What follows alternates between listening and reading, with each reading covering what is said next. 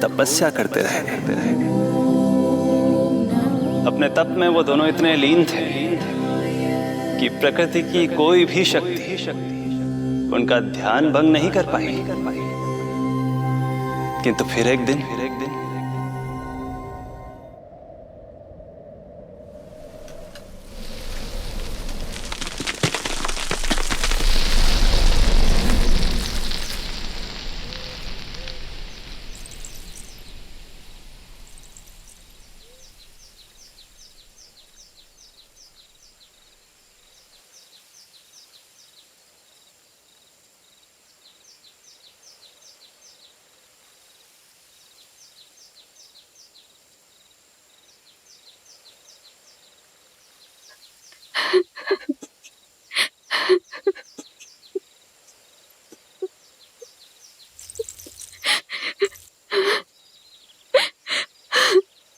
हमारे भक्ति में ऐसी क्या कमी रह गई प्रभु कि अभी तक आपके दर्शन का सौभाग्य नहीं मिला। अब तो सैकड़ों वर्ष बीत गए हैं आपका सुमिरन करते हुए।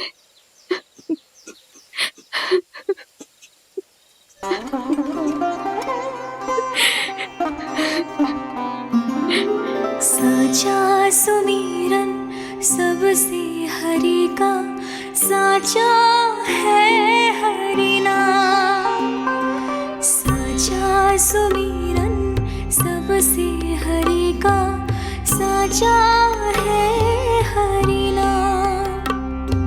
जिनकी कृपा से बन जाते हैं सबके बिगड़े काम, सबके बिगड़े काम। साचा सुमिरन सबसे हरि का साचा है हरि नाम। आतुर है आंचल का उपवन, सुनने को पैजनियां छुन छुन। मधुर मधुर तुतलाती बोली, खेले संग संग आँख में चोली। मेरे मुख पे भी दे दो प्रभु ममता भरी मुस्कान। साचा सुमिरन सबसे हरि का साचा है हरि नाम। भक्त बिना भगवान है जैसे, माता बिन संतान के वैसे। हरि बिन मेरा जीवन सूना, भगवन लाज मेरी रख लो ना। भगवन लाज मेरी रख लो ना।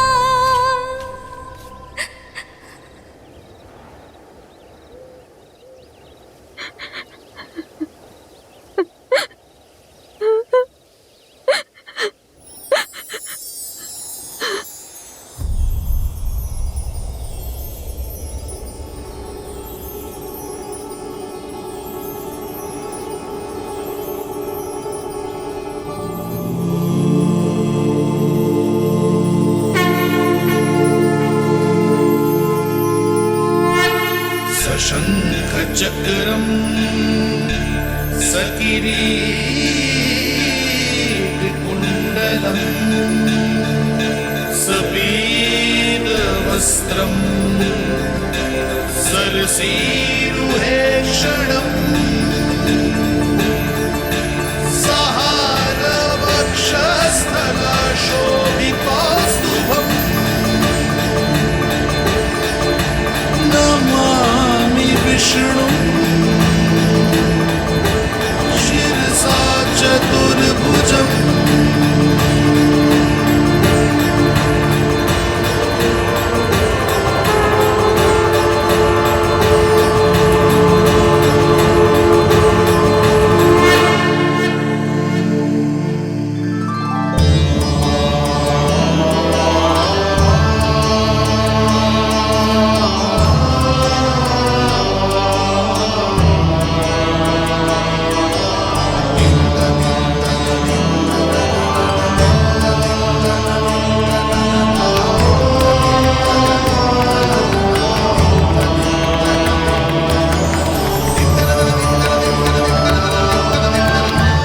कहिए कहिए, क्या वरदान पाना चाहते हैं आप?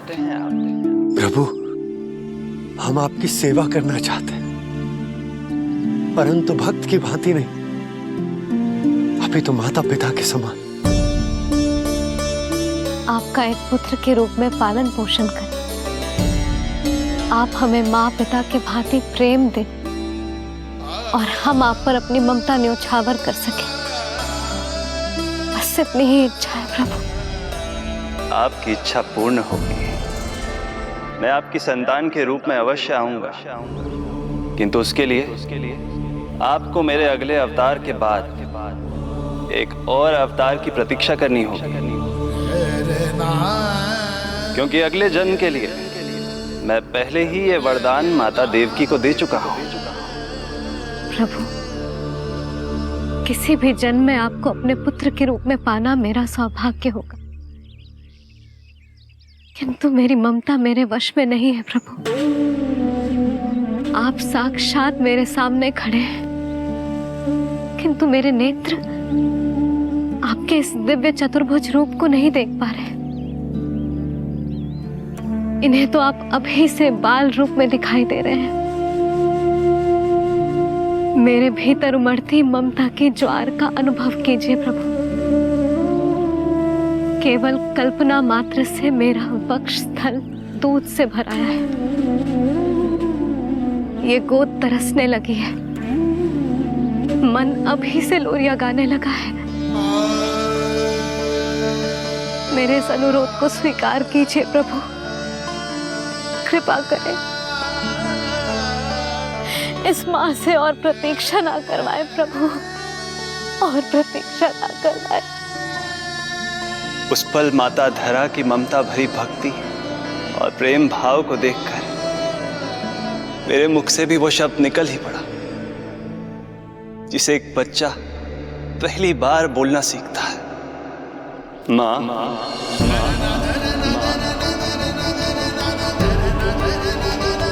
अब ये प्रतीक्षा केवल आपकी ही नहीं, मेरी भी होगी, मेरी भी होगी। मैं भी तरसूंगा आपका पुत्र बनने के लिए।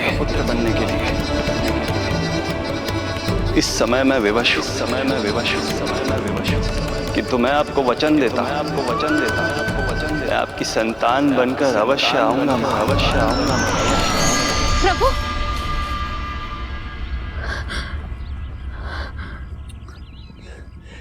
धरा, भगवान ने हमारी पुकार सुन ली। वरदान तो सभी भक्तों को मिलता है, परंतु हमें तो हरि का वचन मिला है। वो आएंगे, अवश्य आएंगे। अब हमें केवल उस शुभ दिन की प्रतीक्षा करनी है। अब और प्रतीक्षा नहीं होगी मुझसे।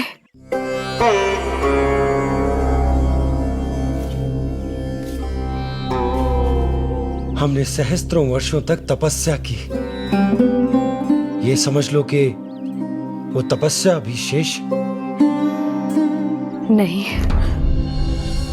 श्री हरि को अपने सामने देखकर मेरी व्याकुलता का बांध टूट गया है। 2 जन्म बहुत बड़ा समय होता है स्वामी।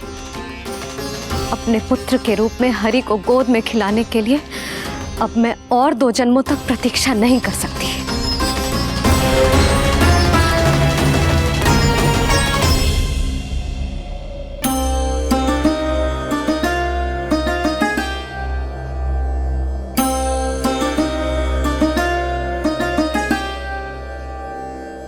व्यर्थ हरि बिन जग ये सारा, व्यर्थ हरि बिन जीवन धारा।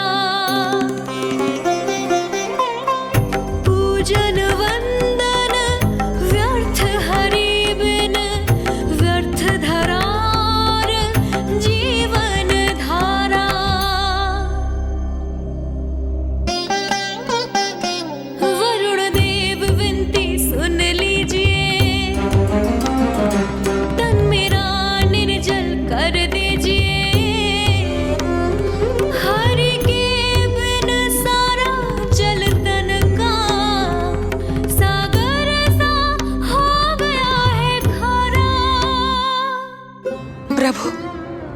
माता धरा की तपस्या का तेज अत्याधिक है। प्रकृति के पंचतत्व, पांचों महाभूत इनकी पुकार सुनने के लिए विवश है।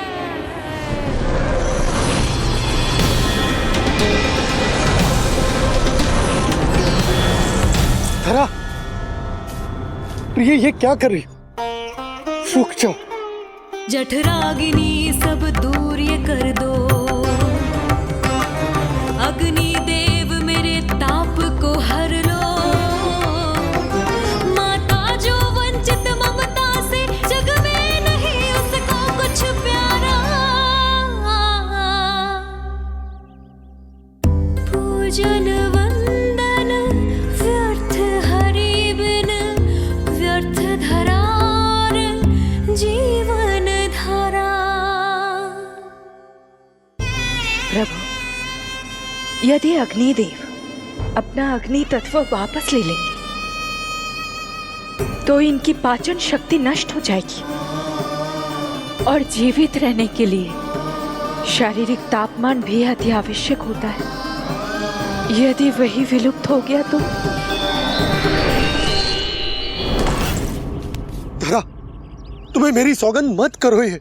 हे भूमाता आकृति दाता, मिथ्या है ये माटी का ढांचा।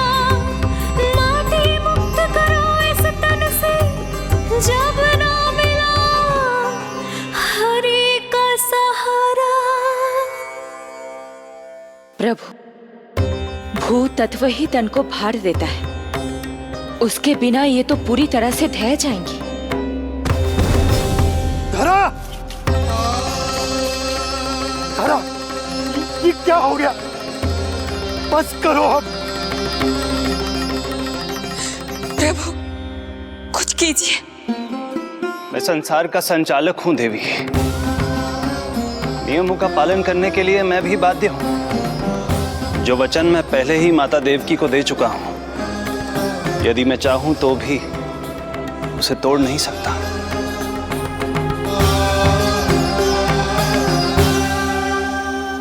सुख लो आयु सब इस तन की, आस है जो ना शेष है मन की। वायु देव कृपा करो अब ये, रोक दो इन श्वासों की धारा।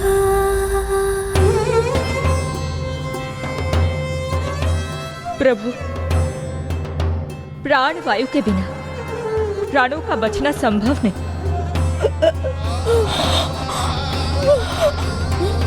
धरा, धरा, धरा, धरा, बस करो अब। क्या तुम अपनी सुध-बुध खो चुकी हो? तुम्हारे प्राणों में मेरे भी प्राण बसते हैं प्रिय। रुक जाओ। हे आकाश देव, तुमको मेरा अंतिम प्रणाम। अंतरात्मा लीन करो मेरी, लेके श्री हरि का नाम।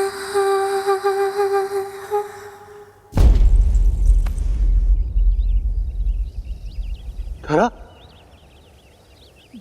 धरा, धरा, ये क्या कर लिया तुमने? धरा,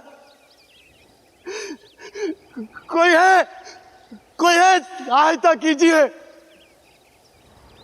धरा, जल। धरा, तुम चिंता मत करना, मैं यही हूं। मैं 2 क्षण में जल लेकर आता हूं।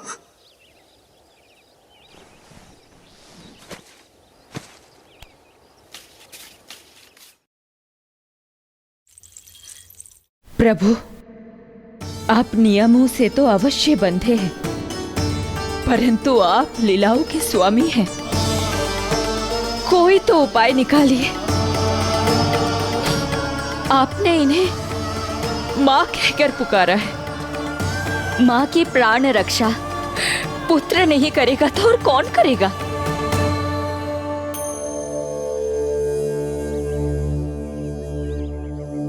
प्रेम ना जिसकी सीमा कोई, ना कोई आया माँ की ममता के आगे। विवश हुए भगवान,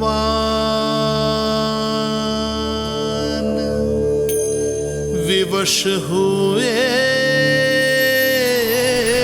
भगवान।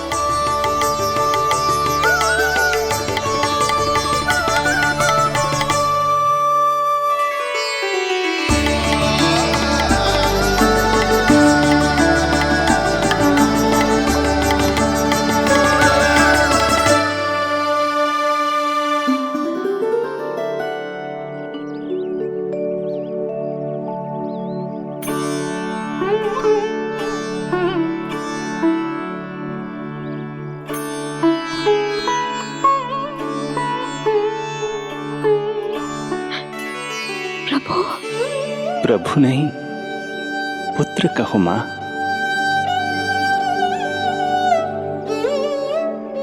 पुत्र, मेरा पुत्र, मेरा पुत्र।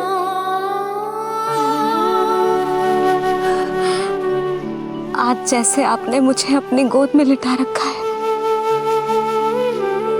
क्या कुछ ऐसा नहीं हो सकता कि शीघ्र ही मुझे आपको अपनी गोद में खिलाने का अवसर मिल जाए? आज तो मैं केवल मूर्छित हुई हूं, किंतु शीघ्र ही यदि मुझे आप पुत्र रूप में ना मिले तो मेरे प्राण चले जाएंगे। ऐसा ना कहो मां।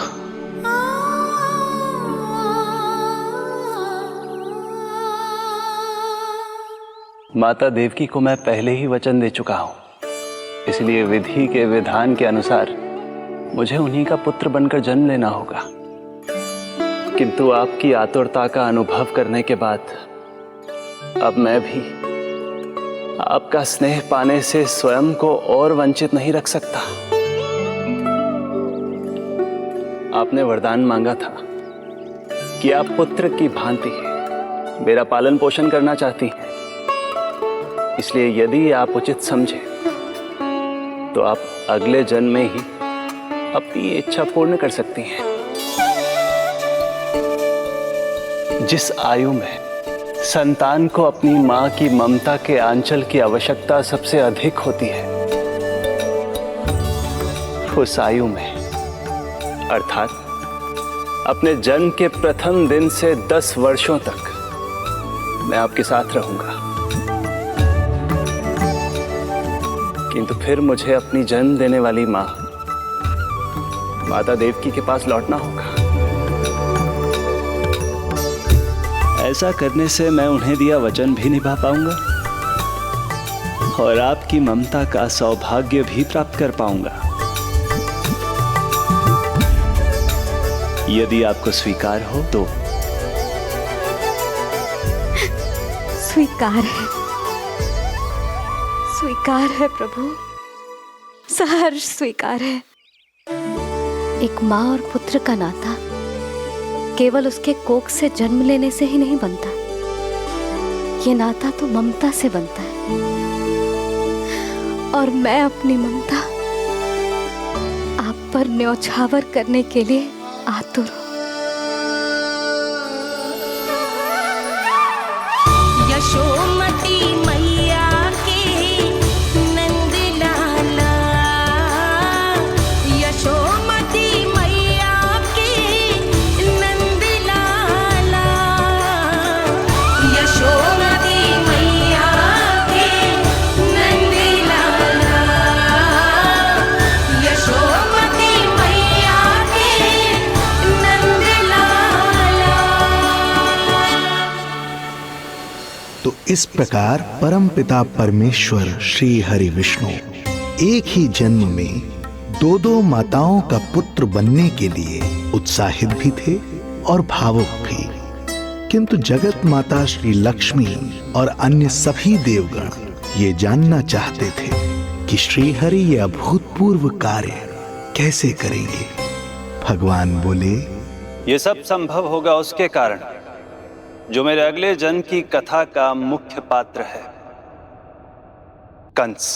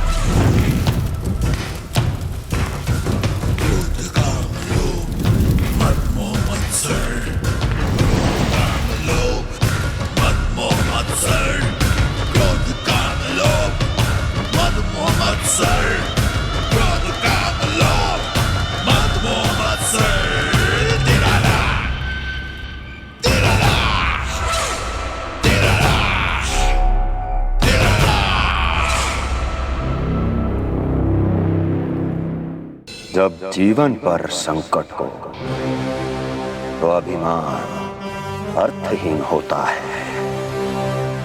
जब प्राणों पर बनाए तो सम्मान स्वाभिमान सब निरर्थक होता है। इन व्यर्थ के मूल्यों को बीच में मत आने दो। और दया उसे तो बिल्कुल नहीं। मार डालो साधु संत ऋषि मुनि स्त्री वृद्ध, चाहे वो नवजात शिशु ही क्यों ना हो। किंतु हाँ, यदि शत्रु भारी पड़ने लगे, पराजय सामने दिखाई देने लगे, तो उसी क्षण शत्रु के पैर पकड़ लो और अपने प्राणों की भिक्षा मांग लो। अहंकार को आड़े मत आने दो। अग्निः शेषम ऋणः शेषम शत्रुः शेषम तथैव च पुनः पुनः प्रवर्धेत तस्मात् शेषम न कार्येत। अर्थात अग्नि की एक भी चिंगारी, ऋण की एक भी मुद्रा और शत्रु की एक भी संतान यदि शेष रह जाए तो शीघ्र ही विकराल रूप धारण कर सकती है। इन सब का समूल नाश ही एकमात्र उपाय है अपनी सुरक्षा का। इसलिए कहता हूं, साम दाम दंड भेद, कोई भी युक्ति क्यों ना लगानी पड़े, शत्रु के प्राणों का हरण ही परम उद्देश्य होना चाहिए। छोड़ो मत, फिर चाहे वो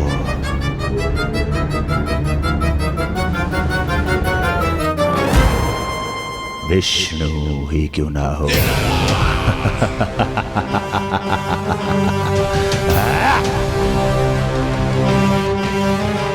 यही थी कंस की दिनचर्या। वो प्रतिदिन स्वयं को स्मरण कराता था कि स्वार्थ के लिए किसी भी सीमा को तोड़ने में कुछ अनुचित नहीं है। तभी तो राजगद्दी प्राप्त करने के लिए उसने अपने पिता महाराज उग्रसेन को भी नहीं छोड़ा था। पिताजी,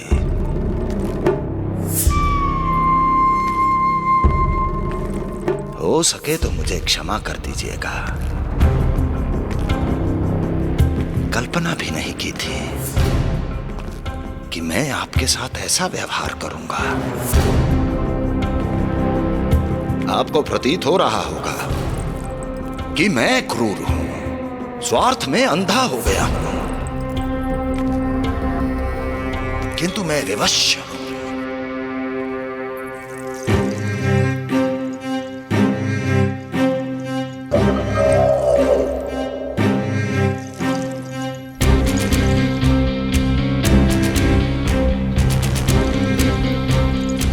आज से सत्ता का ये भार अब मुझे उठाना पड़ेगा पिताजी, क्योंकि आप तो अत्यंत दयावान हैं। अपनी आवश्यकता से अधिक प्रेम आपको अपनी प्रजा से है, किंतु मैं ऐसा नहीं। मैं अपने शत्रुओं का काल हूं, तभी तो मेरे प्रति दुर्भावना रखने वाले मेरे सम्मुख आने से पहले तर तर कांपते हैं।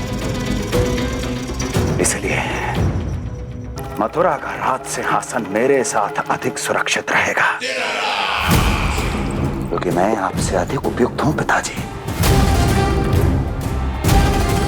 मेरा विश्वास कीजिए। हृदय पर गोवर्धन पर्वत रखकर मुझे यह निर्णय लेना पड़ रहा है पिताजी।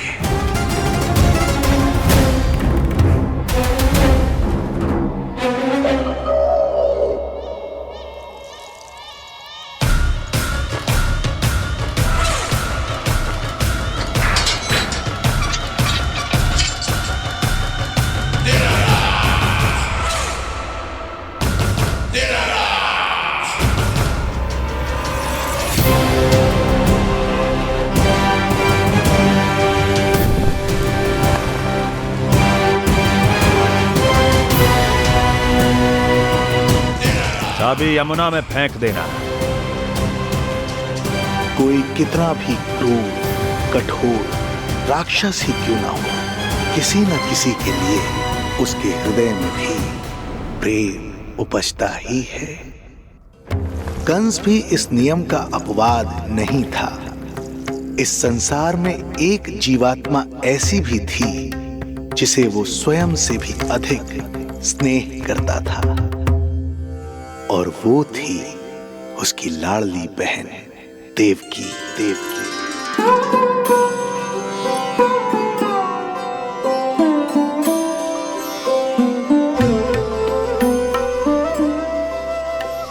देवकी के लिए कंस एक राजा नहीं, मात्र भाई था, जो अपनी बहन की छोटी सी मुस्कुराहट के लिए आकाश पाताल एक कर सकता था।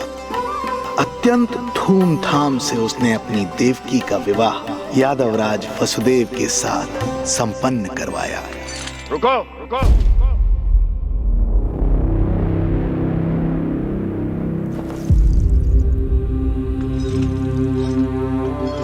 आप क्या कर रहे हैं? आप मथुरा नरेश हैं। नहीं कुंवर जी, आज मैं मात्र वो भाई हूं जो अपनी प्रिय बहन के साथ बस कुछ क्षण और व्यतीत करना चाहता है। कंस के हृदय में देवकी के लिए उमड़ता प्रेम का सागर तब अचानक सूख गया जब उसने ये आकाशवाणी सुनी। महापापी अत्याचारी कंस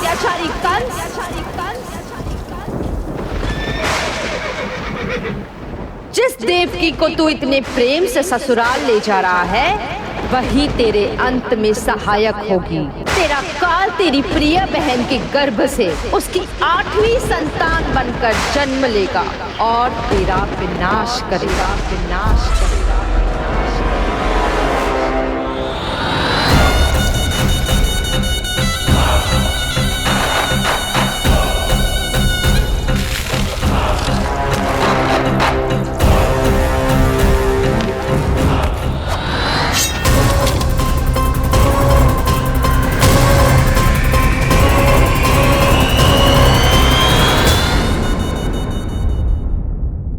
कौन है आप?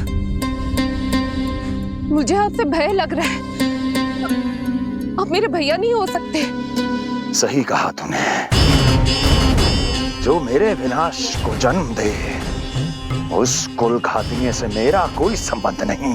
महाराज, रक्त के संबंध क्रोध की अग्नि में मत झुलसाइए। जिस बहन को आपने बचपन से आज तक इतना प्रेम दिया, क्या वो आपके विरुद्ध किसी षड्यंत्र में सहायक हो सकती है? भला हमारी संतान आपका विनाश क्यों करेगी? अपनी नवविवाहित बहन पर कृपा कीजिए महाराज। अपने पुरुषार्थ से आपने कितने असुरों को युद्ध में पराजित किया है। आज वो सब दरबारी बनकर आपकी सेवा करते हैं। हे महापराक्रमी कंस, यदि वो मायावी असुर आपको हानि नहीं पहुंचा पाए तो ये आपकी बहन आपका क्या बिगाड़ सकती है? दया कीजिए महाराज, दया कीजिए। आप बीच में मत पड़िए कुंवर जी। सुना नहीं क्या? इसकी 8वीं संतान मेरा वध करेगी। जब मां ही नहीं बचेगी तो 8वीं संतान के जन्म का तो प्रश्न ही नहीं उठता। यदि ऐसा है तो आप मुझे मार दीजिए। जब मैं ही जीवित नहीं रहूंगा तो देवकी की संतान होने की संभावना ही समाप्त हो जाएगी। अपने बहनोई की हत्या का पाप मैं नहीं कर सकता। और बहन की हत्या का पाप कर सकते हैं? जिसे जीवन भर प्रेम दिया है उसके प्राण लेने का अधिकार है मुझे। प्रिय भैया, यदि आपको इस विषय में इतना संदेह है तो आप हमारी 8वीं संतान के प्राण ले लीजिएगा। बल्कि 8वीं संतान ही नहीं, उसका जन्म होने तक हमारी सभी संतानों का वध आप स्वयं अपने हाथों से कर लीजिए। स्वामी! हे मथुराधिपति, मेरी पत्नी को प्राण दान दे दीजिए। मैं महाराज शूरसेन का पुत्र वसुदेव आपको वचन देता हूं, अपनी 8 संतानों को जन्म लेते ही स्वयं आपके सामने प्रस्तुत करूंगा। अपनी 8 संतानों को जन्म लेते ही स्वयं आपके सामने प्रस्तुत करूंगा।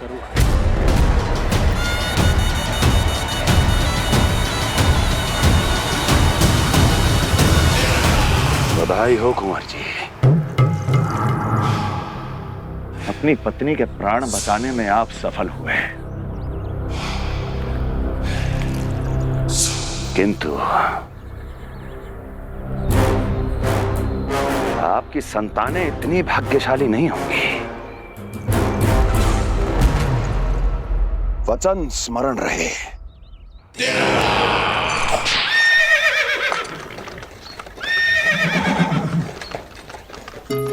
इस तरह रक्त की प्यासी कंस की तलवार की छाया में देवकी और वसुदेव का वैवाहिक जीवन प्रारंभ हुआ। जब कंस की निर्ममता और वसुदेव के वचन का ये दुखद समाचार गोकुल पहुंचा तो हे नारायण, अर्थात राजा वसुदेव यदि कंस के सामने गिड़गिड़ाते नहीं तो रानी देवकी के प्राण चले जाते। हाँ नंदराज, और अब वो दोनों कंस के महल में हैं, किंतु वो महल भी उनके लिए किसी बंदीगृह से कम नहीं है।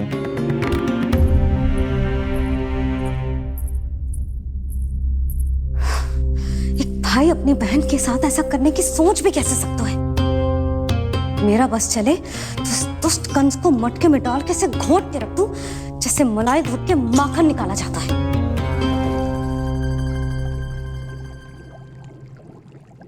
ना, माखन ना, जे कंस तो कीड़ा है, इसे तो पटक पटक के ऐसे मारना चाहिए जैसे कीड़ा निकालने के लिए धान के गट्ठर को पटका जाता है।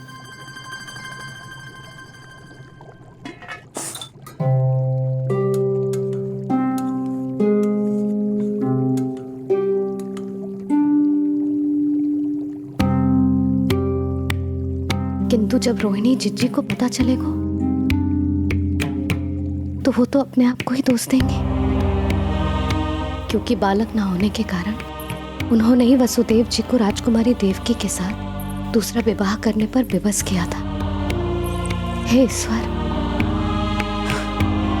जिस सुख के लिए रोहिणी जिज्जी ने पत्नी जीवन का सबसे बड़ा त्याग किया था, जब उन्हें पता चलेगा कि वही सुख उस क्रूर कंस ने छीन के मटिया मेट कर दिया है,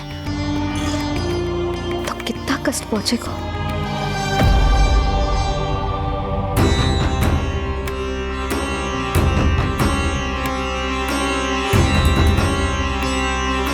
रोहिणी जीजी,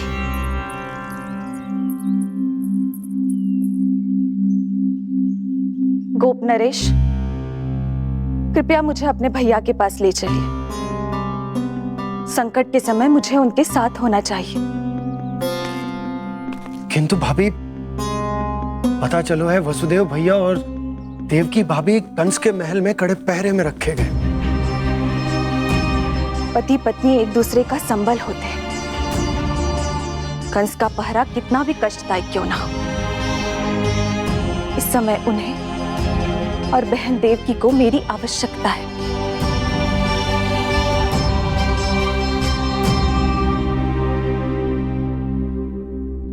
ये मेरी विवशता है। ये यादव कुलदीपक होकर भी आपको इस महल में बंदियों की तरह रहना पड़ रहा है, और मैं कुछ कर भी नहीं पा रही। काश आपने मुझसे विवाह ही ना किया होता। तो क्या मैं अपने भाग्य से भाग पाता देवकी? पूर्व जन्म के कर्मों के फलस्वरूप जो हमारी नियति में लिखा है वो तो हमें भोगना ही है।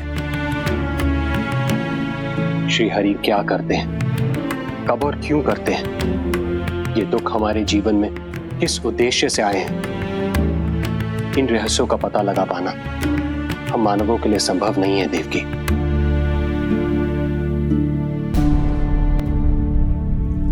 तो फिर चलिए यहां से भाग चलते हैं, कहीं ऐसे स्थान पर जहां भैया की छाया भी हम पर ना पड़ सके। नहीं प्रिय, कंस के गुप्तचरों की दृष्टि हम पर अवश्य होगी, और मैं ऐसा कोई कार्य नहीं कर सकता जिससे तुम्हारे जीवन पर कोई संकट आए। और मैंने उन्हें अपनी सभी संतानों को सौंपने का वचन भी दिया है। अपना वचन मेरे लिए प्राणों से भी अधिक महत्वपूर्ण है देवकी।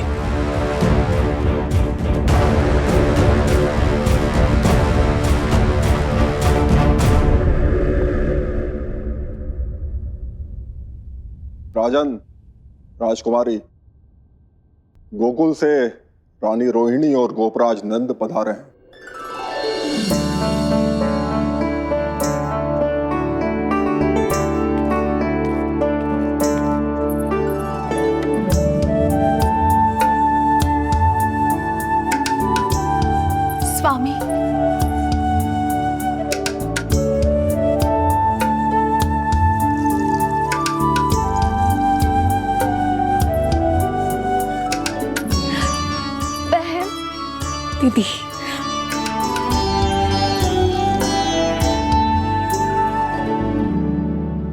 भाई नंद, जो आप हमारे लिए कर रहे हैं उसके लिए धन्यवाद शब्द बहुत छोटा है।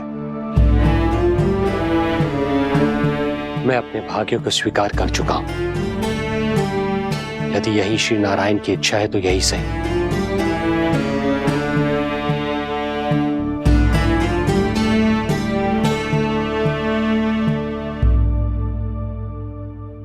भाई नंद, इस समय मथुरा का वातावरण अनुकूल नहीं है, आपको जाना चाहिए।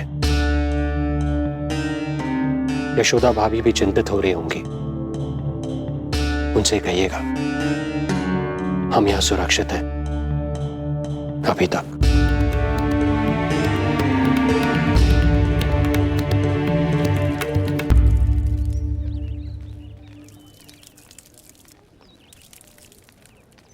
वसुदेव भैया का भाग्य पर भरोसा देख वे अपनी संतानों को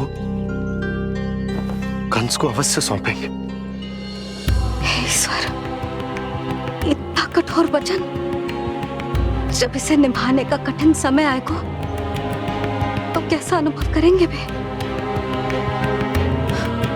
उनका हृदय तो चकनाचूर हो जाएगा।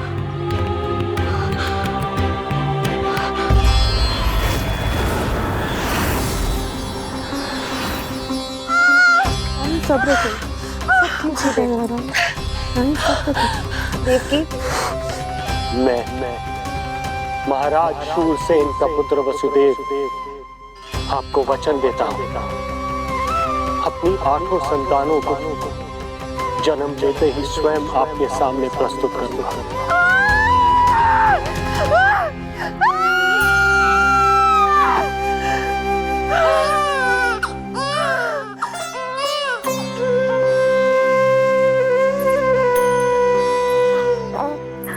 बधाई हो स्वामी, आपको पुत्र रत्न प्राप्त हुआ है।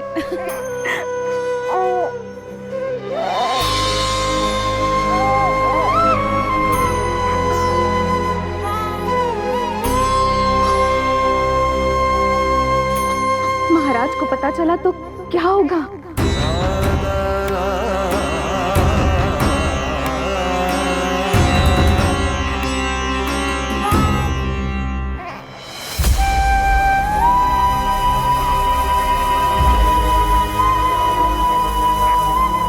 अपने पुत्र को इन हाथों में थामना।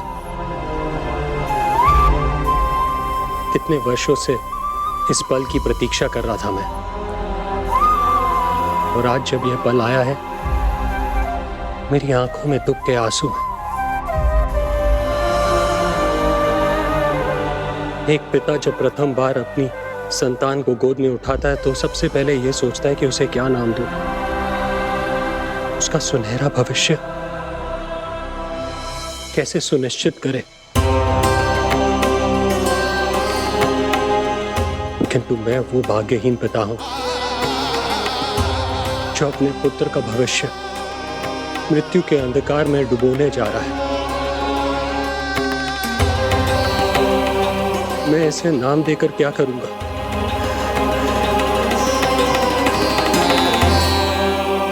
क्या आपके वचन का महत्व आपके पुत्र के प्राणों से अधिक है स्वामी?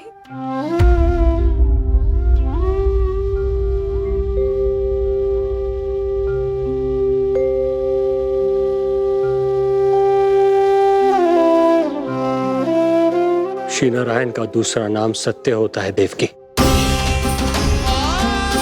तुम ही कहो, मैं श्री नारायण से विमुख कैसे हो जाऊं? मुझे अपना वचन निभाना ही होगा। हृदय के टुकड़े टुकड़े क्यों ना हो जाए, मुझे इसे कंस तक ले जाना ही होगा।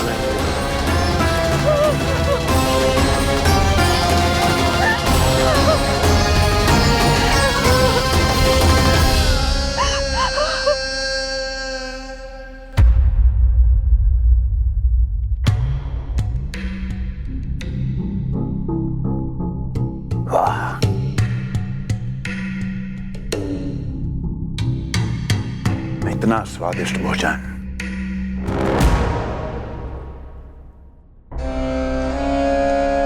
किसी विशेष इच्छा की पूर्ति के लिए मुझे सम्मोहित तो नहीं करना चाहती?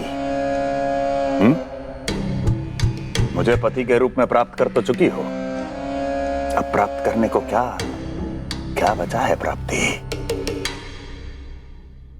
मैं प्राप्ति नहीं, अस्थि हूं स्वामी। प्राप्ति तो छुई मुई बनकर वहां खड़ी है। आप सदैव अपने विषय में ही सोचते हैं, कभी मेरे ओर भी निहारा कीजिए, तभी तो मेरा नाम सही से स्मरण होगा आपको। मैं अपने विषय में ही सोचता हूं, तभी तो दसों दिशाओं में मेरे नाम का डंका बजता है, मेरे साम्राज्य का विस्तार होता है, तभी तो मेरा अस्तित्व है। अस्थि स्मरण रहे, तुम हो क्योंकि मैं हूं।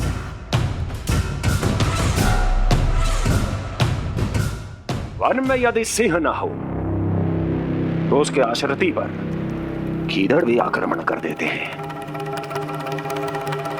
सिंह कभी अपने शत्रु को एक क्षण भी जीवित नहीं छोड़ता महाराज। आपने तो छोड़ दिया देवकी को। सिंह नहीं, आप वो गाय हैं जो अपनी कसाई से अथाह प्रेम करती है।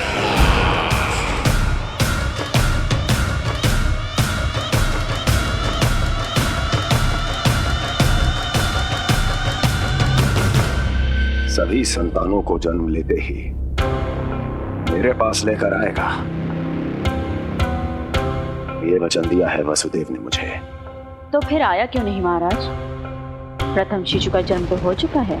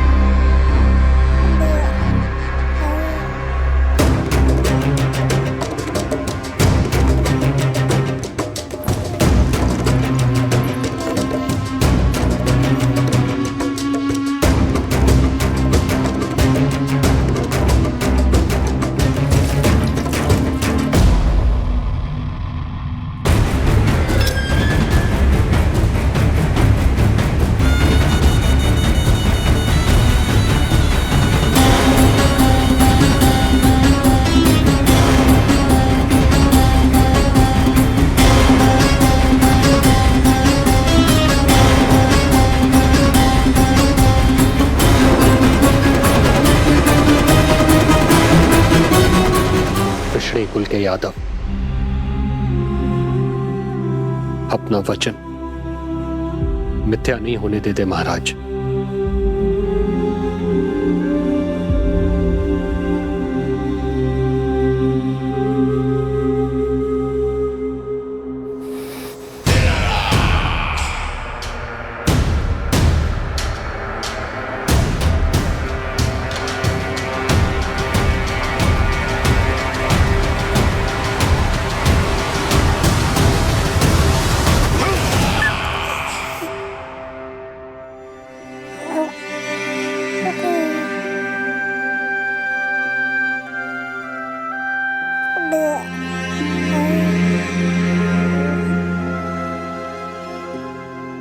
ये देवकी का पुत्र है, मेरी बहन जो मुझे प्रिय हुआ करती थी, उसका प्रथम पुत्र है ये, मेरा प्रथम भांजा।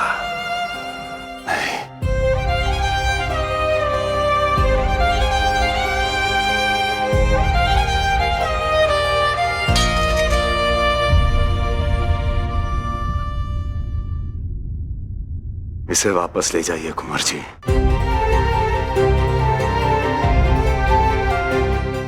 देवकी की प्रथम संतान से मुझे कोई संकट नहीं।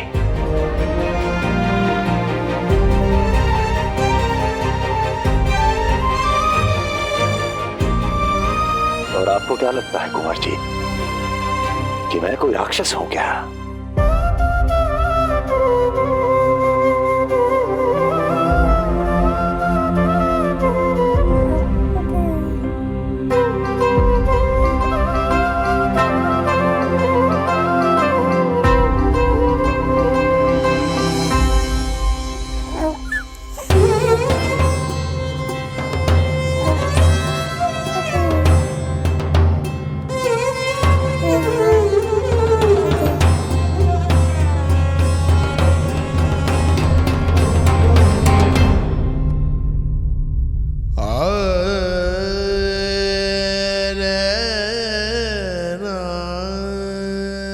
तो उसे अपनी गोद में भी नहीं उठा पाई थी दीदी।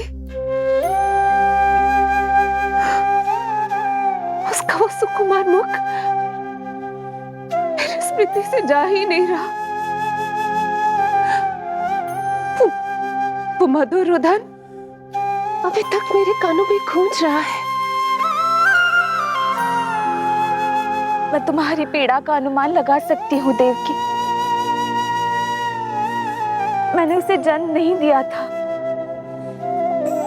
फिर भी मेरे कान अभी तक उसके रुदन की ध्वनि सुन रहे हैं।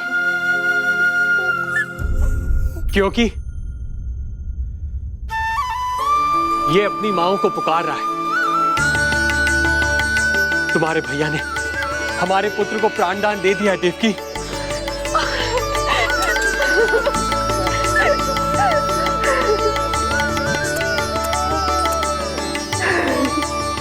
स्वामी, अब अपने पुत्र का नामकरण कीजिए। इसे ऐसा नाम दीजिए कि इसका भविष्य यश और कीर्ति से परिपूर्ण हो। कीर्तिमान कीर्तिमान होगा इसका नाम।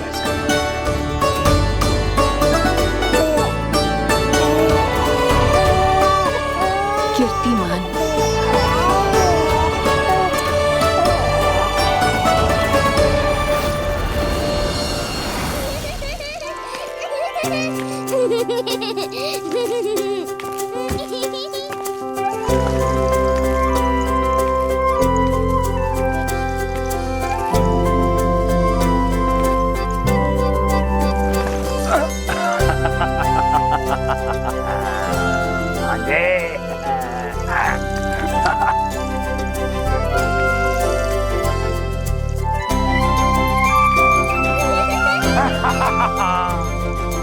भांजे भांजे, मामा से बचना असंभव है।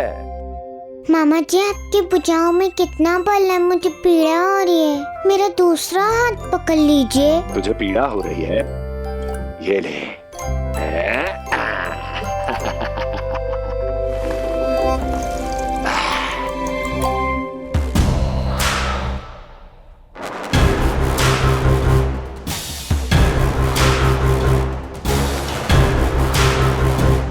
नारायण नारायण। मामा जी मूर्ख बन गए, मामा जी मूर्ख बन गए, मामा जी मूर्ख बन गए। इतना दुस्साहस! जा खेल। अब मामा जो है देवर्षि के साथ मंत्रणा करेंगे। जा खेल। क्योंकि अत्यंत महत्वपूर्ण ना हो तो देवर्षि हमारे द्वार पर आने का कष्ट नहीं उठाएंगे। कहिए देवर्षि, कैसे आना हुआ?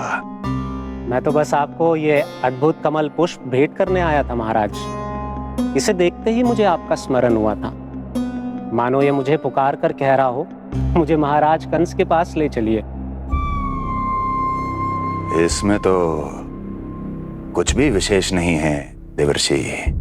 इसमें 8 पंखुड़ियां हैं महाराज, और 8वीं पंखुड़ी सबसे विशेष है। यदि विश्वास न हो तो आप स्वयं गिनकर देख लीजिए। आप मेरा उपहास कर रहे हैं देवर्षि। आप गिनिए तो सही महाराज। 1 2 3 4 5 6 7 8। क्या आप निश्चित रूप से कह सकते हैं कि यही 8वीं पंखुड़ी है? विचार कीजिए महाराज। क्या आप बिना किसी शंका के कह सकते हैं कि कौन सी पंखुड़ी पहली है और कौन सी 8वीं? क्या आप पूर्ण विश्वास के साथ कह सकते हैं कि कौन प्रथम है और कौन अंतिम? फिर चाहे वो पंखुड़ी हो या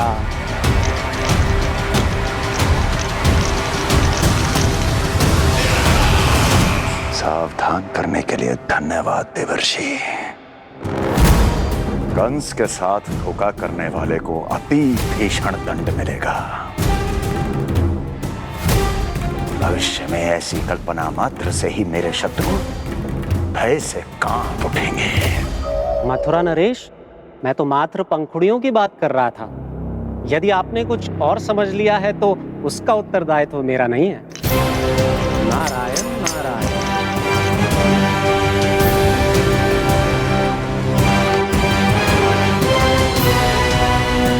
विचार कीजिए महाराज, क्या आप बिना किसी शंका के कह सकते हैं कि कौन सी पंखुड़ी पहली है और कौन सी आठवीं?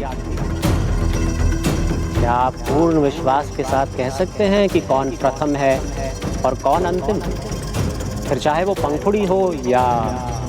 मामा जी मूर्ख बन गए, मामा जी मूर्ख बन गए, मामा जी मूर्ख बन गए, मामा जी मूर्ख बन गए।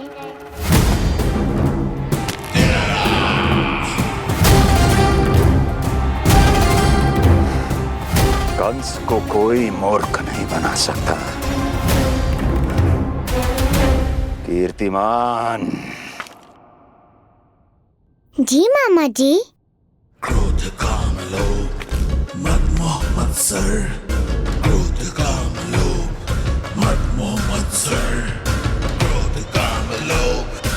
मामा जी मुझे दर्द हो रहा है। काम लोभ मद मोह मत्सर, क्रोध काम लोभ मद मोह मत्सर। स्वामी, ये कीर्तिमान के लिए कैसा लग रहा है? ये लीजिए स्वामी।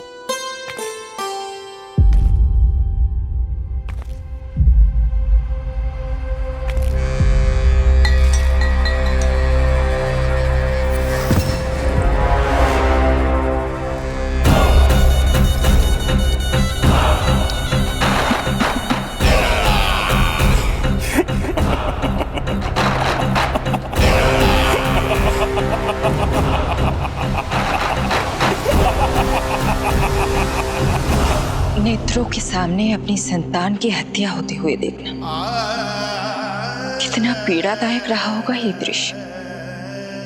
किंतु प्रभु, यदि देवर्षि नारद कंस के हृदय में संदेह का बीज न बोते तो कंस ऐसा कभी नहीं करता। तो फिर उसे उकसाए ही क्यों देवर्षि ने? आप भूल गए देवराज, समस्त संसार में जो भी होता है मेरी इच्छा अनुसार ही होता है। यही प्रश्न नारद ने भी मुझसे पूछा था।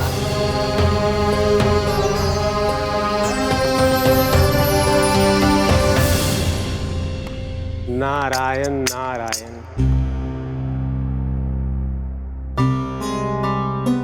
छोटे से बालक की इतनी निर्मम हत्या और माध्यम बना मैं। प्रभु, ये कैसी लीला है आपकी? अभी तो देवकी की 5 और संतानों की हत्या होना शेष है नारद। अब से कंस शिशुओं के जन्म लेते ही उनकी हत्या कर देगा। यदि जन्म के तुरंत बाद ही मृत्यु होनी है तो जन्म का लाभ ही क्या है प्रभु? यही विधि का विधान है नारद। कीर्तिमान और शेष 5 बच्चे श्रापग्रस्त हैं। जन्म के कर्मों के अनुसार अल्पायु होना उनकी नियति है। उनकी मृत्यु के बाद ही शेषनाग के अंश के रूप में बलराम और मेरे अंश के रूप में श्री कृष्ण का अवतार संभव होगा। नारायण नारायण।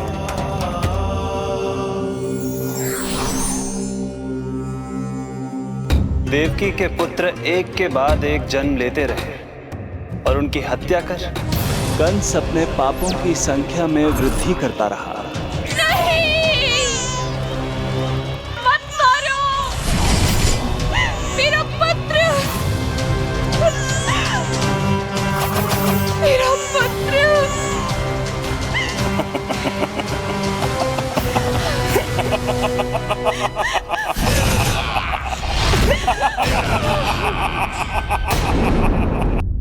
अब उसकी क्रूरता की कथा ऐसे मोड़ पर आ पहुंची जहां से वापसी असंभव है,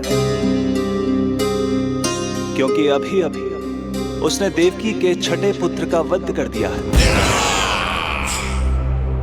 हे प्रभु, कितना दुर्दांत है ये कंस। किंतु एक ही जन्म में एक साथ 2 माताओं का पुत्र बनने में उसने आपकी सहायता कैसे की प्रभु? उसके भय ने उससे ये कार्य सहज ही करवा दिया देवराज। जन्म लेते ही माता देवकी के सभी पुत्रों की हत्या कर उसने मुझे विवश कर दिया है। अब जीवित रहने के लिए मेरे अवतार को माता देवकी की कोख से जन्म लेने के तुरंत बाद मैया यशोदा के पास गोकुल जाना ही होगा। और इस प्रकार कंस के कारण एक ही जन्म में दो माताओं का पुत्र बनने का आपका वचन सत्य सिद्ध होगा। आपकी लीला अपरंपार है प्रभु। आप सब अब निश्चिंत होकर जाइए। मेरे अवतार के जन्म होने की घड़ी अब निकट ही है। हम धन्य हुए प्रभु। हम धन्य हुए प्रभु।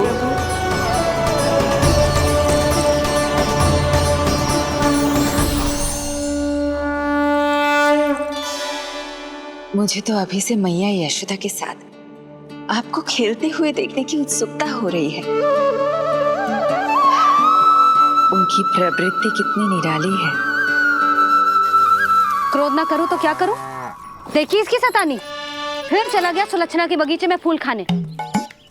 और आपको तो पता है ना सुलक्षणा का, इतनी सी त्रुटि हो जाए पूरे गांव में बखान करने में कोई कमी ना रखती। और जेह की, अरे जब ग्वालिनों को पता चलेगा तो क्या कहेंगी? यही ना कि जसोदा अपने बच्चे को खाना ना देती, भूखा रखे है।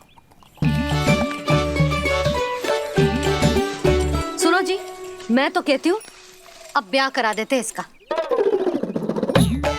अब वो ही ध्यान रखेगी इसका।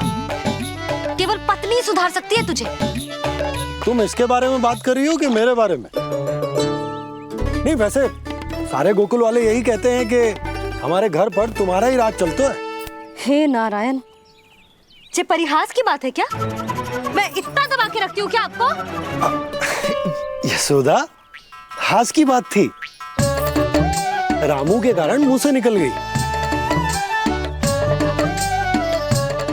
तुझसे तो मैं बात ही ना करूंगी। कर अपने मन की।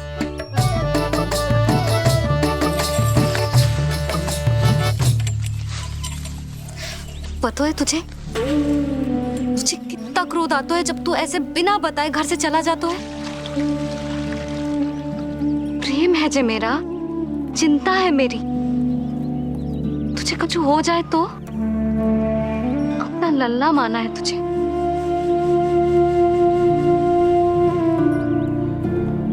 मेरे भाग्य में तो आमन्ना लिखो ही ना है।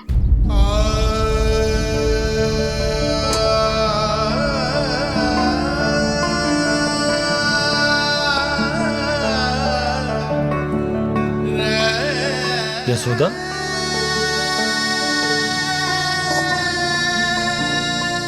आपको पता है, जब मैं छोटी थी इसके जैसी चंचल थी। गांव वाले कहते थे एक बार बड़ी हो जाएगी अपने आप ठहराव आ जाएगा। ना आयो। फिर बड़े बूढ़े कहने लगे चिंता की कछु बात ना है, एक बार शादी हो जाएगी सब ठीक हो जाएगा। ना हुआ। फिर सबन ने कही एक बार बालक हो जाने दो, गोद भर जाएगी अपने आप परिपक्व हो जाएगी। पर गोद तो भरी ना मेरी। बालक तो हुआ ही ना। उस पर जब जे भी भाग जाता है तो मुझे रह रह के यही स्मरण होता है कि कमी मुझ में ही है। मैं ही किसी बात का ध्यान न रख पाती। संभव है यही कारण से नारायण ने बालक ना दियो मुझे। यदि देते तो बहुत बुरी मैया बनती मैं। यशोदा, क्या होगा तुम्हें? कहाँ की बात कहाँ लेकर जा रही हो तुम?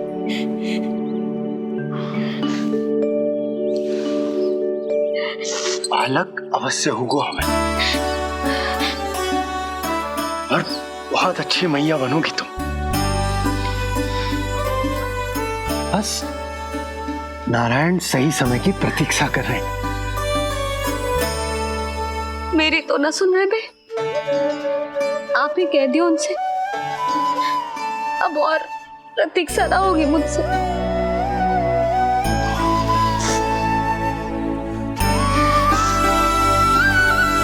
नहीं हो रही मैया। तो फिर मैया की इच्छा पूरी कीजिए प्रभु। जिस क्षण की प्रतीक्षा मुझे इतने वर्षों से थी, बस अब वो निकट है। किंतु प्रभु, आपको तो माता देवकी का 8वां पुत्र बनकर जन्म लेना है, तो फिर 7वां पुत्र? धीरज रखिए, धीरज। आपको तो ज्ञात ही है, मेरे यहां देर है, अंधेर नहीं। मैं यहाँ तुम दोनों पर आश्रित हूँ यशोदा। भोजन, सुरक्षा, परिवार का अपनापन सब कुछ दिया है तुमने मुझे, किंतु मेरा दुख मुझे एक क्षण भी चैन लेने नहीं देता। मेरे स्वामी और बहन देवकी कितने ही वर्षों से कंस की काल कोठरी में बंदी है। दिन रात नियति के श्राप को सहन करने के अतिरिक्त और कोई उपाय नहीं है उनके पास।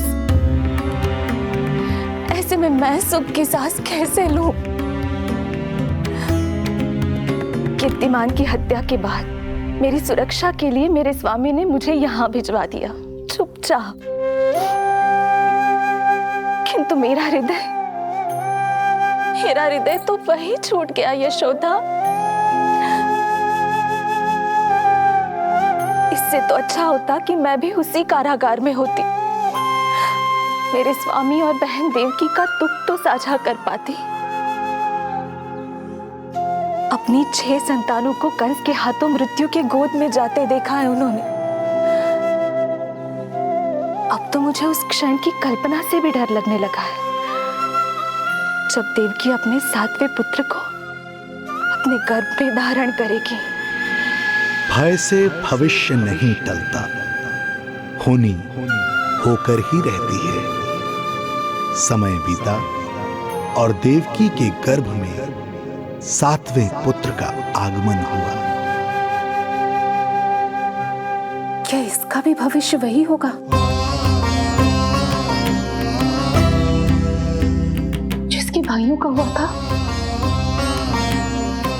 इस बंदी गृह की दीवारें, प्रत्येक ईंट, प्रत्येक पत्थर, यहां तक कि यहां की वायु में उस कंस की बंदी है। अब तक तो उसे सूचना भी मिल चुकी होगी। वो निर्दयी, क्रूर प्रतीक्षा कर रहा होगा कि कब तुम्हें प्रसव हो और कब उसकी तलवार हमारे नन्हे शिशु, हमारी 7वीं संतान का रक्त पिए।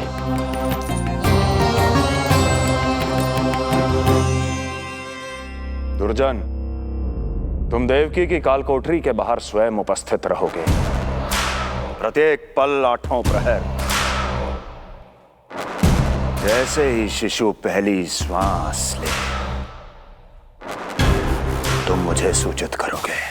अवश्य महाराज, आज्ञा दें।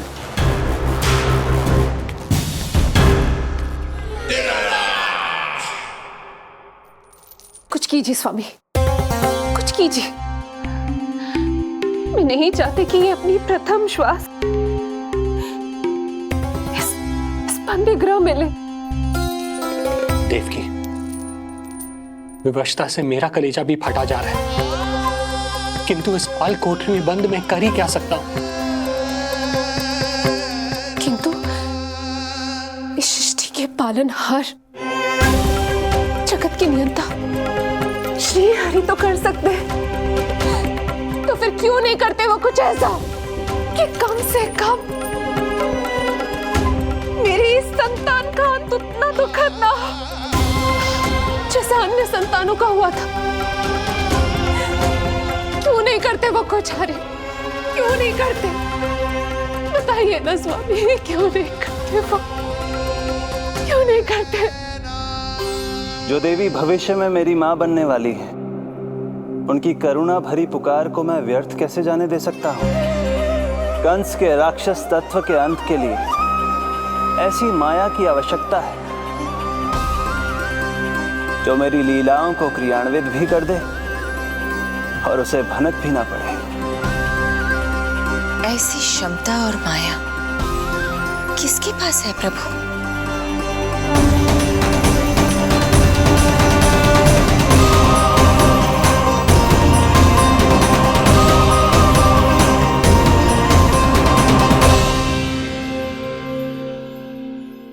ॐ नमो आकर्षणी ज्वाला मालिनी, ॐ नमो भगवती क्लेशनाशिनी।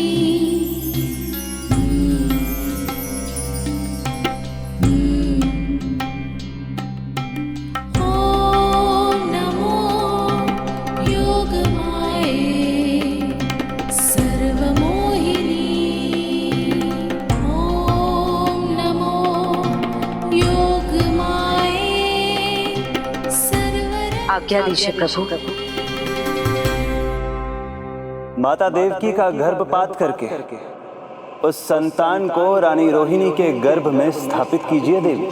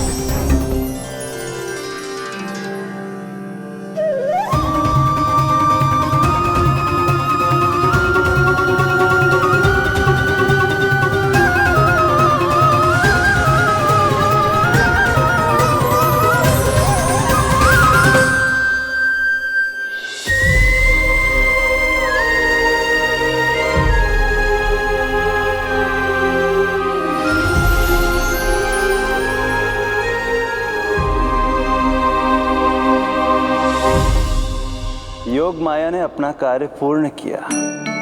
सुबह सूर्य की रश्मियां देवी रोहिणी को ऐसा संदेश सुनाएंगी जिसे सुनकर वो प्रसन्नता से झूम उठेंगी।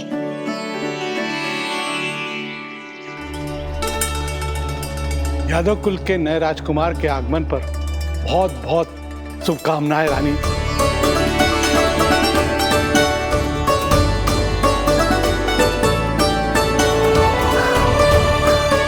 यशोदा, मैं माँ बनने वाली हूँ। यशोदा, सुना तुमने? चिच्ची, मैं माँ बनने वाली हूँ।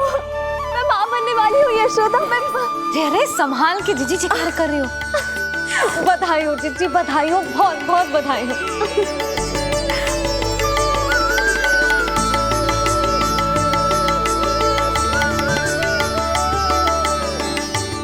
विधि का विधान भी विचित्र होता है। रोहिणी, जिनका ये पुत्र नहीं है, वो प्रसन्न है, किंतु देवकी, जिनका ये पुत्र है, वो व्याकुल है।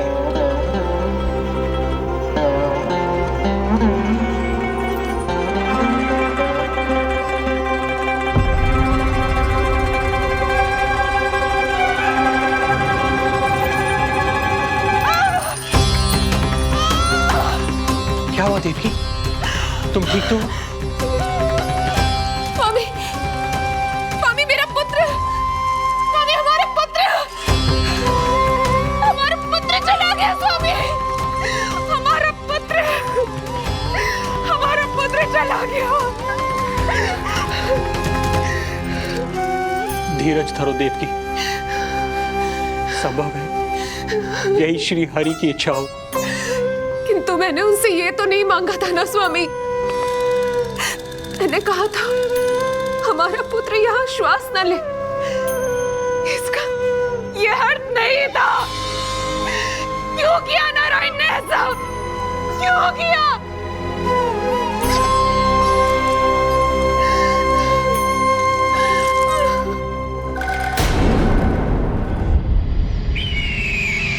तो ये सत्य है महाराज, राजकुमारी देवकी का गर्भपात हो गया है। बच गया वो शिशु। किंतु यदि मेरे हाथों उसकी मृत्यु होती तो अधिक कष्ट होता उसे। सुख में समय पंख लगाकर उड़ता है। शीघ्र ही रोहिणी के प्रसव का दिन आ पहुंचा और उसने एक स्वस्थ और सुंदर बालक को जन्म दिया।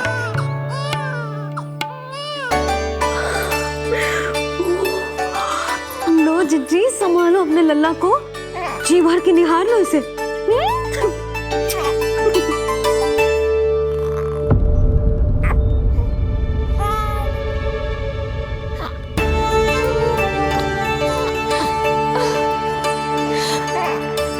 मेरा पुत्र राजकुमार।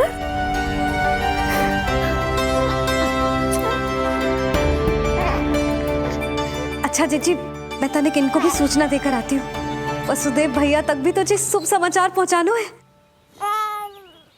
राजकुमार कौन है? हाँ, गोकुल का राजकुमार है। हाँ,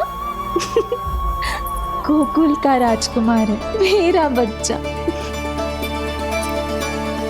बल तो इतना है कि पूछो ही मत आप। एक बार उंगली पकड़ लेना तो उसके बाद छुड़ाना अत्यंत कठिन हो जाता है। और दृष्टि ऐसी कि एक बार में मन मोही।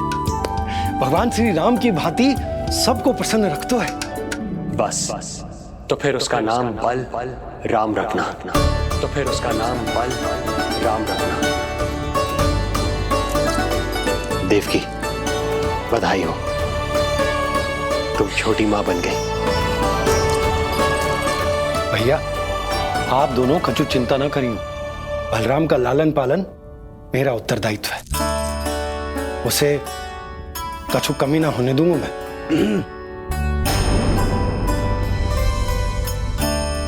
मुझे चलना चाहिए। कितने वर्षों बाद तुम्हारे कारण शुभ समाचार मिला है हमें। श्री नारायण हमेशा तुम पर कृपा बनाए रखे।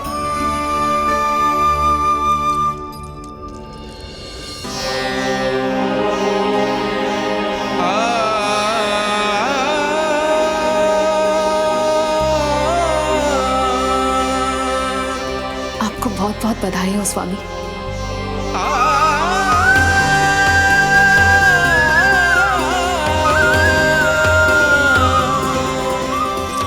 देवकी, क्या हुआ?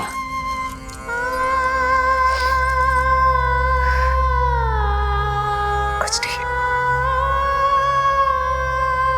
रोहिणी दीदी ने आपको वो सुख दे दिया।